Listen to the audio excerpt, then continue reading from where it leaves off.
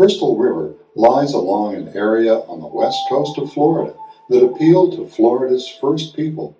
During the woodland period 1000 BC to 1050 AD, the rivers and estuaries in Crystal River provided enough food and game to sustain a large sedentary population.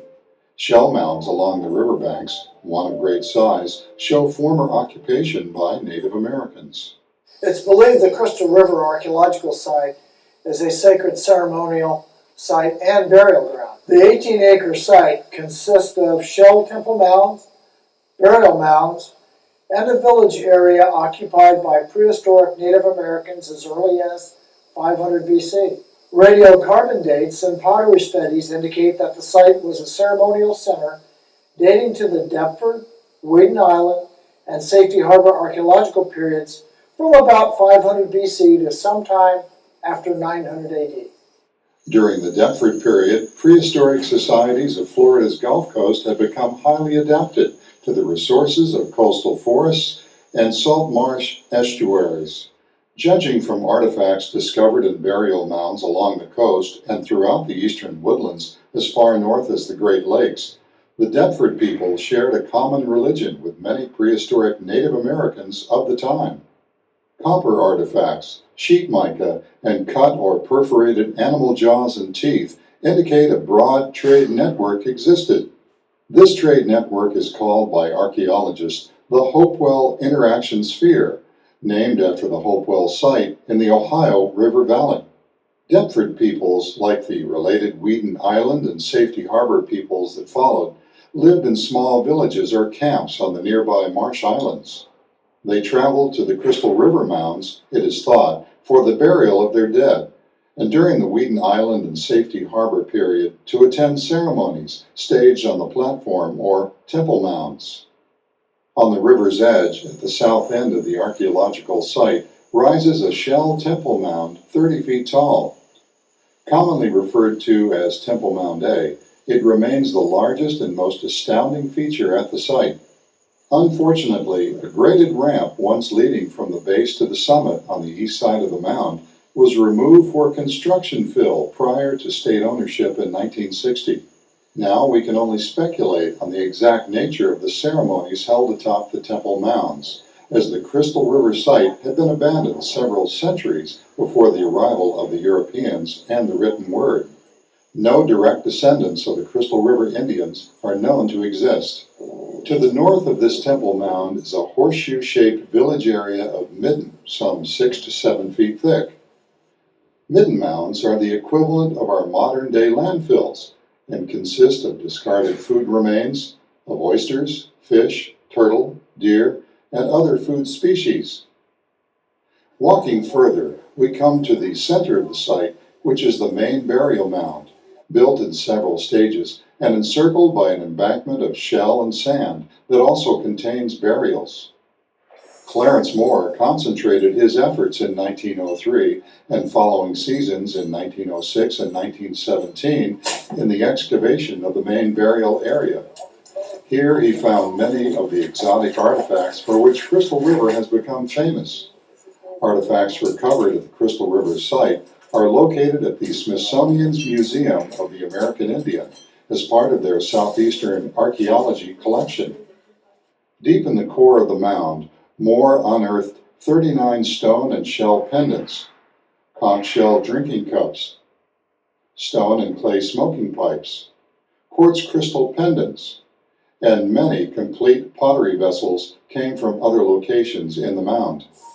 Associated with the central burial area are 2 upright stones or stela, which were discovered in 1964 as the site was being cleared for the creation of the state park. Engraved on the surface of stela number 1 is what appears to be the face of a prehistoric Native American. There's a face here. The outline of the head is here. A little bit still remains of the shoulder area, but there's definitely 2 eyes and a mouth, and then very long flowing hair from the top. Though common at prehistoric ceremonial sites in Mexico, Central America, and the Caribbean, stela are not common to be found in archaeological sites in North America.